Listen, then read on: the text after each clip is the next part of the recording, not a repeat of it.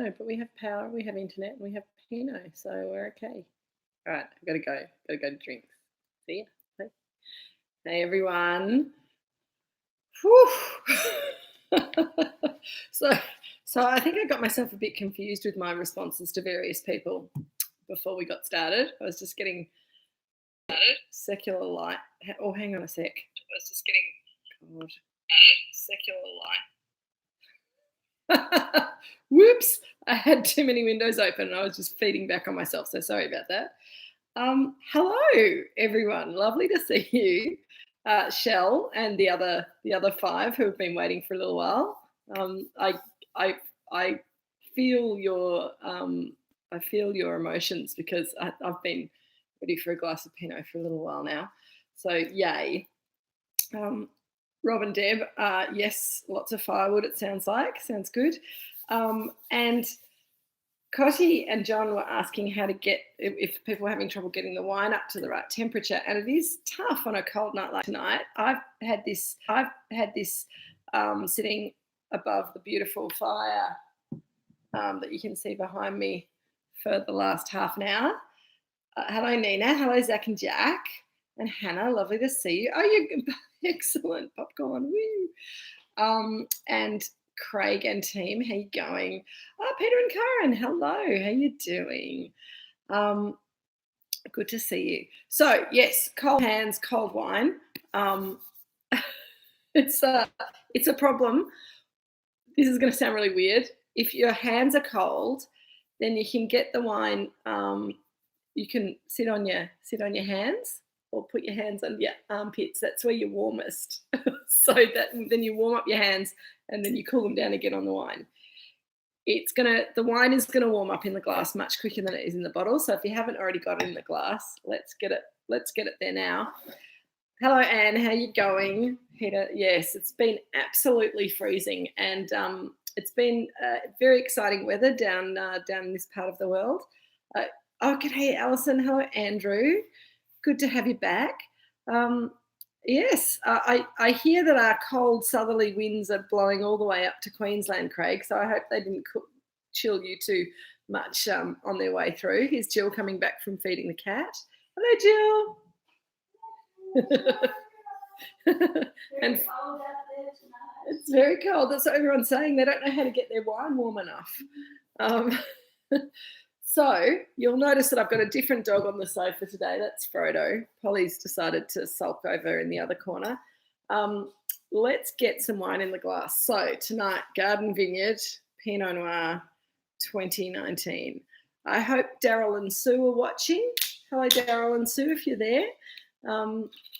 G'day, Samantha. How you doing? So this is Daryl and Sue's vineyard, and it's Daryl's birthday on Saturday. Happy birthday, Daryl. Woo! Hey, Sarah. The Tricks gang. How you going? It's lovely to have you all here again. Right, I think Jill and Richard are going to come and help themselves to some wine in a minute because they were both looking a bit thirsty as well. So, cheers. Here's to surviving the last 24-hour storm. Very exciting. I'm just going to have a little sniff and a sip. Yum. Delicious. Excellent. And as well as being a little bit cold, it will need a little bit of air more than the last week's wine. Hello, Kay. How you going? But yeah, so we'll talk about this in a minute. But first of all, I just want to find out, is everyone okay? Because it has been quite blustery and stressful weather out there. I've got to say, I was woken up a few times in the night last night with branches falling around my house. I had one big bang on the roof at about 4 o'clock, and it woke me up, and I went out to check that the car was okay. And there's a branch now hanging from the tree that I parked my car near that hadn't quite fallen. Anyway, it's all very exciting at my house at the moment, and I'm not quite sure how I'm going to get that sorted out, but I don't care because I'm here with you guys and having a glass of Pinot at the moment. So hope everyone's safe. Hope everyone is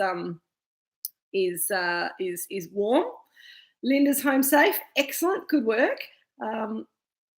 Yeah. Oh, really?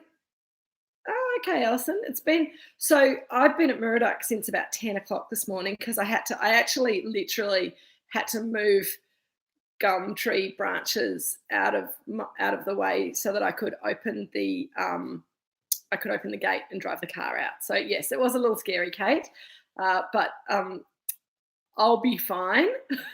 Home is fine so far. My next door neighbours, Sue and Jeff. I'm not sure if you're watching yet, but if you are, hello. They also have an exciting tree in the backyard behind them. It's all part of the fun of living semi-rural.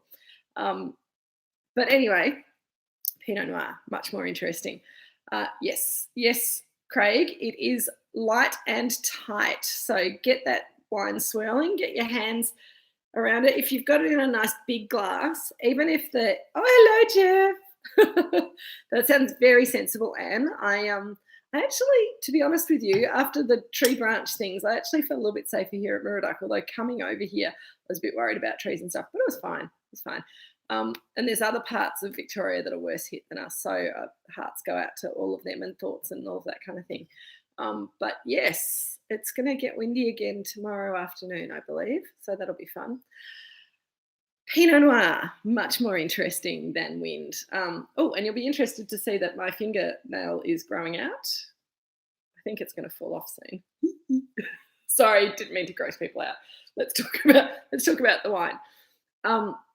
So 2019 Garden Vineyard Pinot Noir, and as Rob has mentioned, we've got the silver birch on the label, and that's actually, if you get a chance, and it's something that we should do sometime in the future. As a Drinks with Kate little special excursion, we'll have a little trip down to visit the Garden Vineyard and walk around the garden and have a glass of wine with Sue and Daryl on the spot, and you'll see that little copse of silver birch, which is just gorgeous. Everything about the property is exquisite. They've got this amazing formal garden. It's very, very beautiful. It's beautifully kept. It's got lots of incredible plants in it. And so when we were trying to think of a label to differentiate this wine from our other single vineyard wines, it made a lot of sense to feature part of the garden rather than trying to take another picture of another vineyard. So there you go. Yes, it's really interesting, Michael. I think the Robinson last week was kind of lighter and more kind of sweet fruited. There's Polly. She's come to join us now. Hello, Paul. How you going, Dal? Polly had a little operation yesterday, so last Friday, so she's still feeling a bit sorry for herself. She's fine.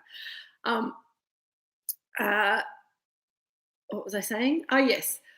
Still light red fruited, but with more structure from the stalks. So you're right, Michael. The stalks have given more structure to the wine, and yeah, I think, and I agree that it's much more. So usually, and we've tasted this group. For those of you who've been joining me for a while, we've tasted various different Garden Vineyard Pinots over the last 18 months or so that we've been doing this. And usually they're sort of a bit darker, they're a bit more structured, they're more black fruit than red fruit, and they're kind of more somber wines that need sort of, really kind of serious protein or something to go with it. Whereas this one, I think in 2019, has that lift and has that brightness and has that concentration and sort of zinginess that we saw in the Robinson, but it's transformed by the whole bunch effect, which I'll talk about in a moment. I also need to say we've got at least one new joiner this week, and that's Brad. So hi, Brad. Lovely to meet you. I hope you've got your glass of wine in hand and that you're enjoying our little community. Welcome. And I think that there's a few other people who have either come back or who've joined the group. We had a lot of, look at this, yesterday, my poor brother Peter and Nina are there. I think Nina said hello before. Lots and lots of deliveries, 3 pages of deliveries yesterday. So running all over the place. Lockdown keeps us busy. Hello, Miriam. So yes, Craig, I think that this wine is a little bit lighter on the nose than some of the previous ones that we've had, both Garden Vineyard from different vintages, but also some of the other wines. And I think I think there's two things going on here. We've got it's a very young wine, and for us releasing our single vineyard Pinot Noirs now from 2019, the wines are not quite ready to go. So you need to get some air into them and swirl them. I was toying with the idea of suggesting to you guys in the email this afternoon that you might want to decant the wine, but I decided against it because I think this wine is going to do much more interesting things as it opens up in the glass. And if you decant it, then you lose a little bit of that sort of unfurling of the petals, as we've talked about before. So yes, at the moment, Craig, it's looking a little bit light on the nose, but I think as you get it warmed up and as you get a bit more air into it, and you'll notice, those of you who know me will know that I always use a Pinot glass for Pinot, but this big glass with only not too much wine in the bottom of it is a really important way of getting a young wine breathing up and opening up in the glass, so that you get to experience that evolution of the wine as it interacts with the oxygen in the air, and the flavours change and show themselves more and more. Nerium, it's absolutely fine to have decanted it. We're very accepting in this group. In the early days, I'd get texts from various people saying, "Are we supposed to decant this wine? Are we sorry?" And we've sort of talked about it a lot over the last few months. Oh, hello, Emily. Lovely to see you. That's all right. You haven't really missed much. You missed out on hearing about my tree excitement in my front yard. It's all okay. Nothing got broken. Just branches falling quite close to cars. And also there was a big one on the roof, but it made a bang and everything was fine. But yeah, so a wine like this, and also Miriam, and I hope I'm saying your name right because I'm terrible at getting people's names correct. So just correct me if I'm really making a mess of it. Oh, that's all right, Kate. No, the 2018 Garden. That's all right. It's Garden Pinot. It's all good. It's all good. You can have the 19 later or tomorrow or something. My take for newcomers on decanting Pinot Noir in particular is that you can absolutely do it, but I would recommend, if you've got a young wine and you want to decant it, and if it's a Pinot Noir, don't decant it too early, because one of the joys of tasting Pinot Noir is to see how it evolves in the glass. So and for a wine like this, 45 minutes ago is really not a big issue, but next time just decant it and then straight into the glass just before you're ready to start drinking it. And then you'll see it might not, and then I'd say drink it slowly. So that's the other little adage that I'll put on that if you're someone who, you come home from work and you're thirsty, then you're dying, you really want that first glass of wine and you pour it, you glug it down. I recommend you come home and you have a glass of water first, because it's such a waste of wine to use it to quench your thirst. And also it's a really good way to thank you, Craig. It's a really good way to give yourself a headache the next day if you drink your wine too fast, and also if you don't hydrate sufficiently. So a lot of you have heard me say this before, but it bears saying again and again and again. If you drink a glass of water for every glass of wine that you drink, then you're very unlikely to feel crummy in the morning. You might need to go to the bathroom more often than you usually do, but that's probably good for all your internals anyway. Yes, so Craig, there is nothing wrong with a 2-bottle night, particularly when it's a Thursday night, and particularly when it's as miserable as this, particularly if you've got some people to share it with, all those particulars. At Michelle, we were very happy to get that. Pete was very happy to get that wine to you, so that you could join in tonight. So there you go. He's a good one, that Pete. He's a keeper, isn't he, Nina? So back to the wine. Now, Kate's opened the 18 Garden, and so this would be actually a very interesting one thing that you could do, Kate, if you've got any empty half bottles in the house and you felt like sort of decanting half of your 18 into an empty half bottle and putting it away for, for another time, and doing the same thing with the 19 and do a little compare and contrast. That could be very cool, because 18 was a very classic Garden Vineyard Pinot. It was very dark fruited, very structured, lots of concentration, quite different from this wine that we're tasting tonight, which is a little bit lighter, a little bit more red fruited. It's got beautiful structure still from the stalks and from the whole bunches, but it's really expressing itself in a very different way. Good on you, Nina. Oh, Michael, what are you saying? I adore this wine as well, and I think so. Michael's saying that he still favours bigger red wines, and that the sideways rant is still an aspiration rather than a belief for him. I think that's great. That Richard's just come to get some wine. Here you go, Richard. I'll let you pour your own. I'm juggling lots of. No. I think Miriam. I think Pete's off the clock now. I think he's probably sitting at home with his bottle of wine with Nina, and hopefully getting organised to tuck into something delicious to match with it. Jeff, we do put this wine in magnums. The magnums are the gosh. So let me pull this all together. So magnums, we hand bottle every year about 50 of each of the 50 single magnums of each of the single vineyard Pinots, and we release those to our wine club members at Christmas time. So last Christmas it was the 2015 single vineyard magnums. This Christmas it will be the 2016 single vineyard magnums at Christmas time, and you guys are all in the wine club now, and if you're not getting wine club emails still, then you need to get in contact with me or with Jeff, so that we can make sure that we've got you all sorted out.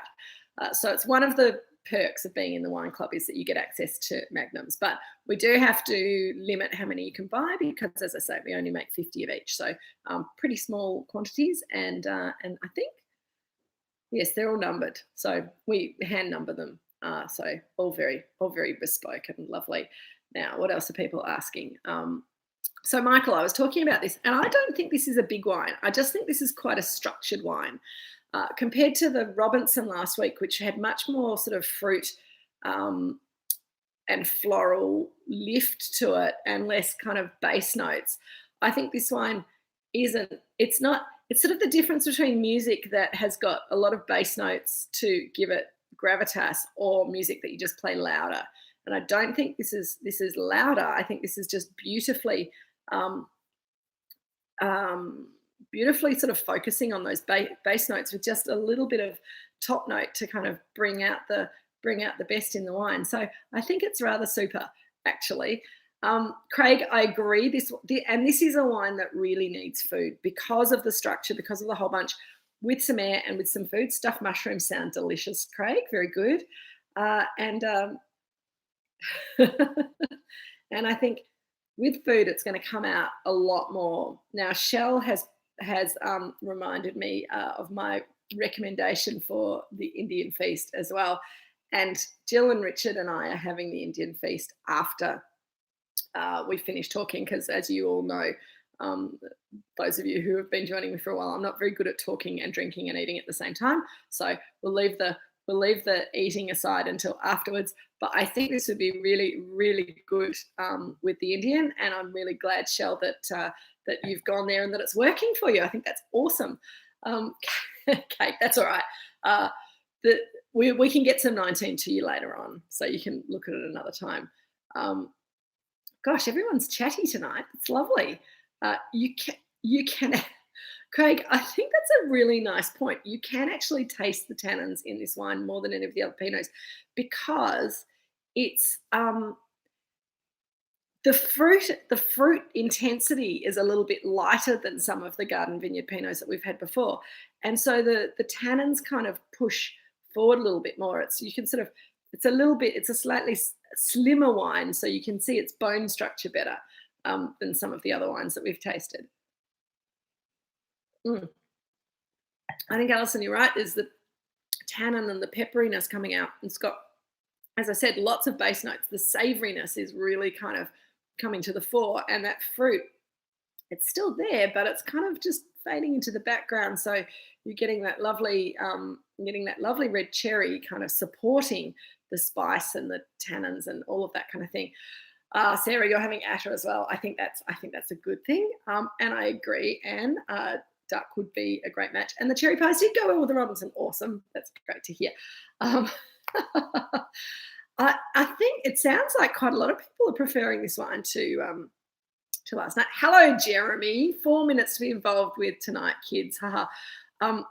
Look, I think it's really interesting, Jez. Lovely to see you. If you have to leave, you have to leave. But everyone's really enjoying the savouriness and the structure of this wine, even though it was a bit cold to start with. Oh, lamb shank Rogan. Gosh, that sounds delicious, Jeff. Fantastic. Oh, and the other thing that's coming through on the nose of this wine, I'm just kind of trying to describe it because it's one of the, when you get a really I know, Kate, Jeremy is very breezy tonight. He's very busy, actually, busy breezy. But nice that he made a little appearance, huh? Boeuf bourguignon pie is fantastic, Cotty. That sounds awesome. It is a wine that likes a bit of protein, and it likes a bit of spice. So, whether you're going down the sort of your traditional French spice with some nice pepper in your gravy, that kind of thing could work very, very well. And I think also, if you went really classic and went for a steak with a sauce, I would suggest maybe trying a pepper sauce on that steak, because I think that would work very, very well with the flavors in this wine. There is a pepperiness that comes through, and Jeremy's point was that in a warmer year or in a warmer climate, we find that using whole bunch in the ferment, the stalks will add some freshness to the wine. And when you talk to different Pinot Noir producers, the guys at Bannockburn, for example, in Geelong, they talk about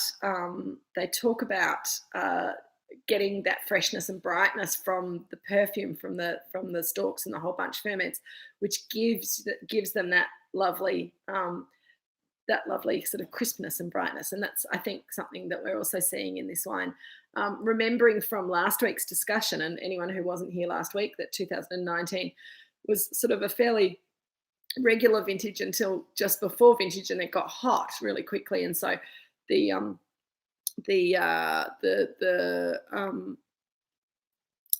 grapes ripened at the end very quickly.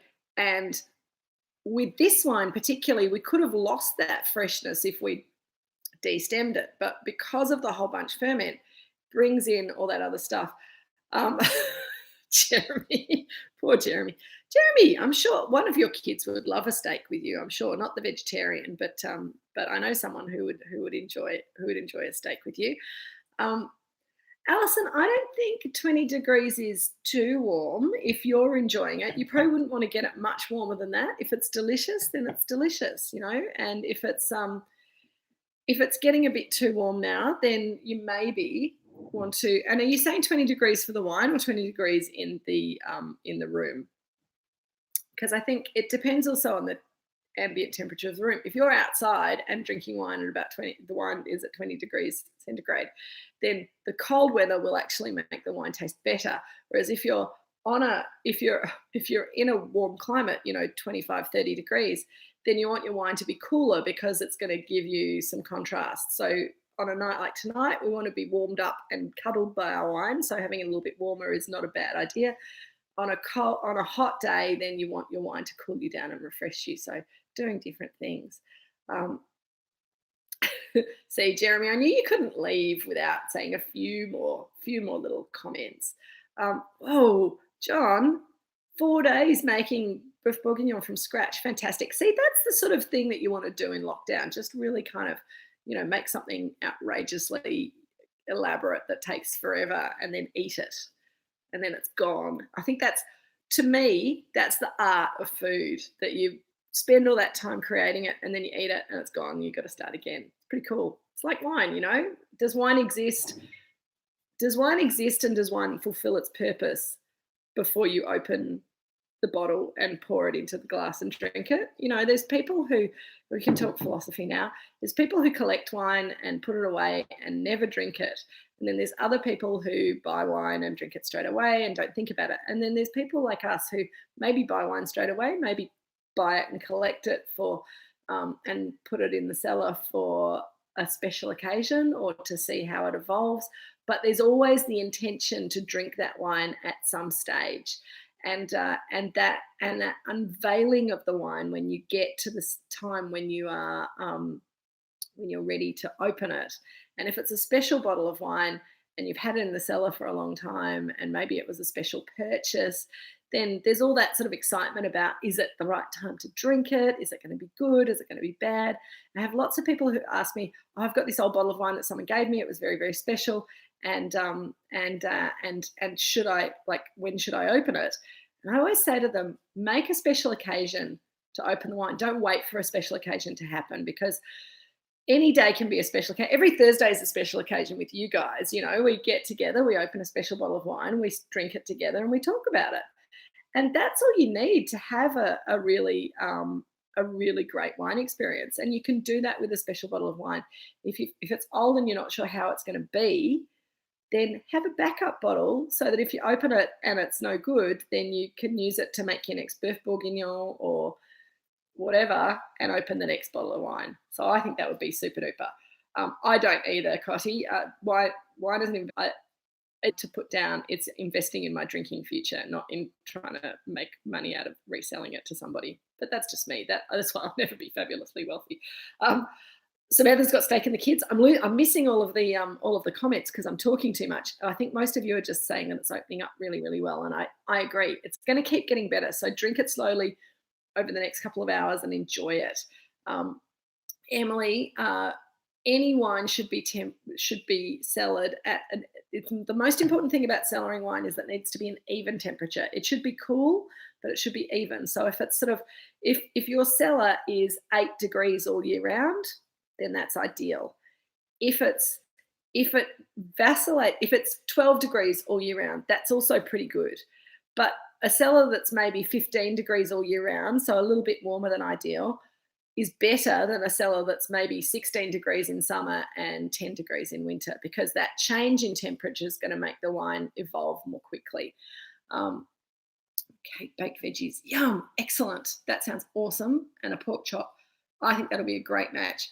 And Alison, I don't understand people buying shoes and never wearing them either, except that I've got a whole pile of high heels that I'll probably never wear again because I've realised that I don't do it very well.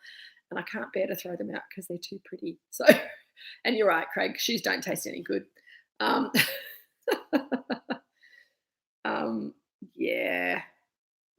Oh, Michael, yes, those 30-year-old wines, they if they've been cellared well and they're the right wines, then they can do amazing things in 30 years. So older wine is great.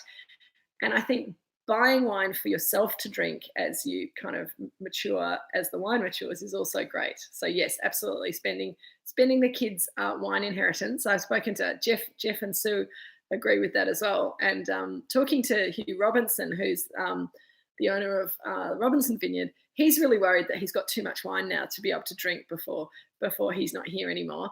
And so we've offered to help him with his cellar as well. So I think that's good.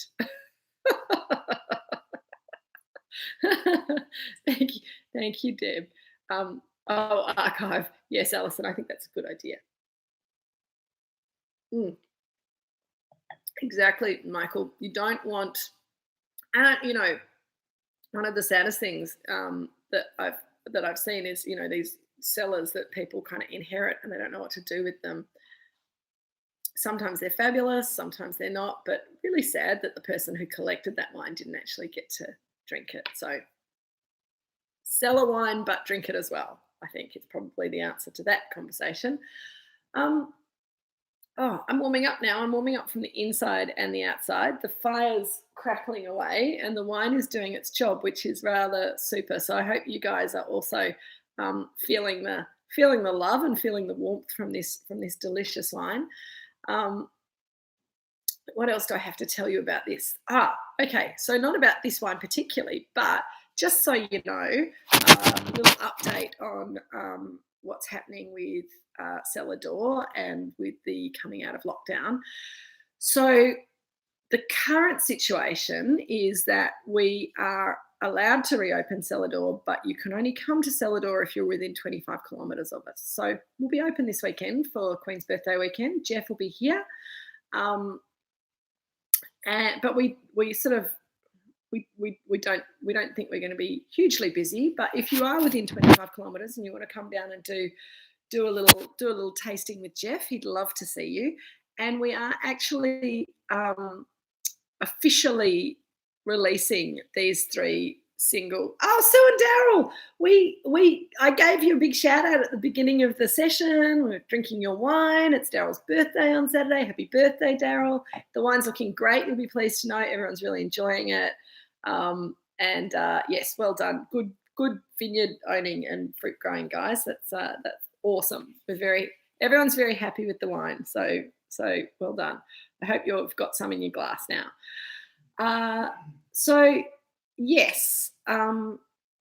Really, Shell? So we've got our little globjuman dessert, and I was actually thinking it might work really well. And it's one of those funny things that people kind of go, "Oh yes, no, savoury wine can't go with sweet stuff." But then if you think about it, when you're having cheese and you've got some quince paste or maybe some dried figs or something like that, that works really well with wine. So some types of dessert work quite well with savoury wine, not all.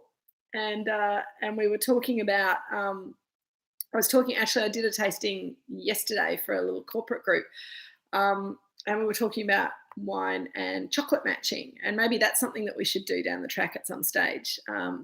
Get you guys to get in some different chocolates, and I'll give you some instructions, and we'll see what works and what doesn't work with Pinot Noir and chocolate matching, or maybe Pinot Gris and chocolate matching, or maybe a bit of both.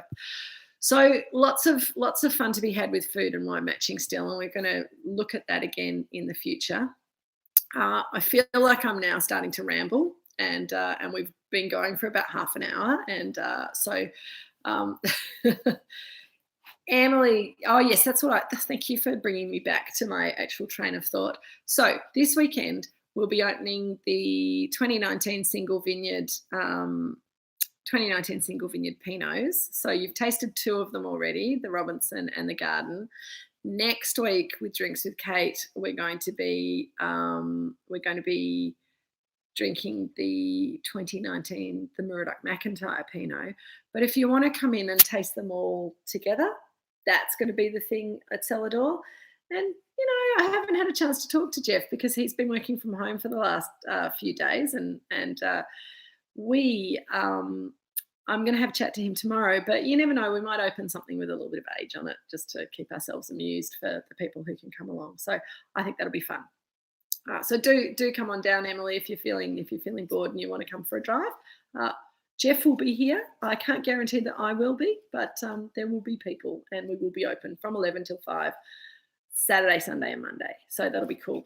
Now, what else? What else are people saying? Blah, blah, blah. Yes, Michael, we did well. So the last sort of formal food and wine matching we did, for those of you who joined in, we did a Pinot with a couple of different cheeses, I think, and we did apple, and we did chocolate. I think apple, chocolate, cheese. Can't remember if there was anything else, but that was fun. And I think that we will do a little bit of, we'll do some other things like that. But I think something that people are very surprised by is seeing how white chocolate and milk chocolate and dark chocolate work with different types of wines. So I think that could be quite fun. Flower press. Glad you got your delivery today. Vietnamese would be delicious. I think that would be fun. And yes, I know, home learning, food prep, it's not very compatible, is it? But luckily for us in Melbourne, we've got some pretty awesome takeaway food and deliveries that we have, which has been perfected over last year's lockdown. Pete, goat curry, how delicious. Did you make it yourself or did you bring it in? Sounds pretty good. Okay, yes. So I think this is really interesting that I think some people will prefer the Robinson that we had last week for its kind of brightness and vibrancy and lightheartedness in a way. That wine, I think it's got quite a lighthearted personality. This has got a sort of more darker, more structured personality, but the freshness from the bunches and all that kind of thing. And yeah, I think they're both really interesting wines and quite different, sort of at different ends of the spectrum. So unsurprising that some people prefer one over the other, but hopefully the wine's going down well anyway tonight. Kate, it would be lovely to see you when you can get back, and it's lovely having you back at Drinks with Kate. Our pleasure. And we're going to finish up in a moment. Just a couple of little community announcements before I go.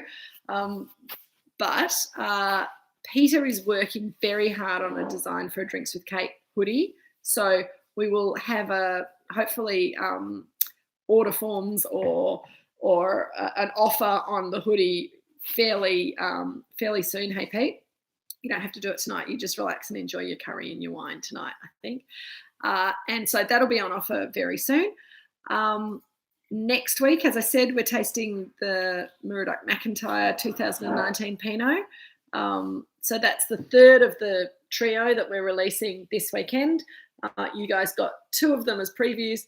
Next Thursday, some other people might have tasted it, but probably not that many. Only people within 25 kilometres. Oh, Keely, sorry, Keely. I should have worked out that it was you. I'm not very good at kind of putting everyone's names to their handles on this chat, so you just have to put up with me calling you the wrong thing. So yes, so the hoodie is in design mode at the moment. We're just working on colours and tightening things up and stuff, I think, Pete. So that'll be fun. They're so warm. And Jill says they're so warm. So we're going to be using probably the same hoodies, different colour as we had for our vintage hoodie. And I don't think Mum's ever had a hoodie before, but she lives in this new one. So that's pretty awesome. So yes, Jeff, the aging possibility of the 2019s. I think these wines will still age very, very well. They're quite fresh and bright now, but as you saw, this wine took quite a long time to open up in the glass, and it's still going to be opening up and changing over the next hour or so, which to me says it's going to age very well for quite some time. I would say at least 10 years, but it depends what you're looking for. If you like that freshness and brightness, then drink it younger. If you like to wait for some more savoury tertiary characters to evolve and some softening to happen, put it in the cellar and cellar it for a while.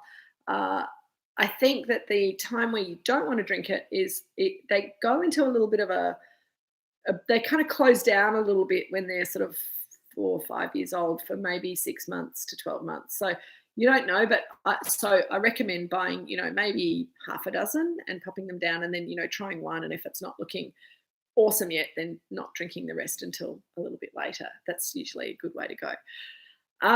Craig, the duck does need a decant. Good question. So we had the duck here a couple of weeks ago for our wine club lunch.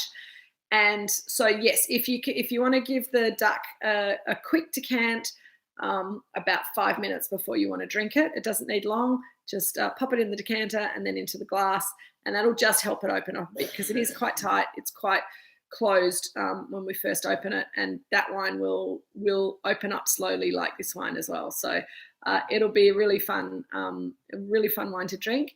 I've got to rack my brains to think of the perfect food and wine match for the duck. I'm going to go and rifle through my recipe books this weekend, see what I can come up with. So have a lovely evening, everyone. Stay warm. Don't let any tree branches fall on you. I think the wind's mainly gone away. Anyway, cheers, everyone. Lovely to see you again. And happy coming out of lockdown, Melbourne, as of tomorrow. It's not full, but, it's a bit more freedom. Thanks, everyone. See you later.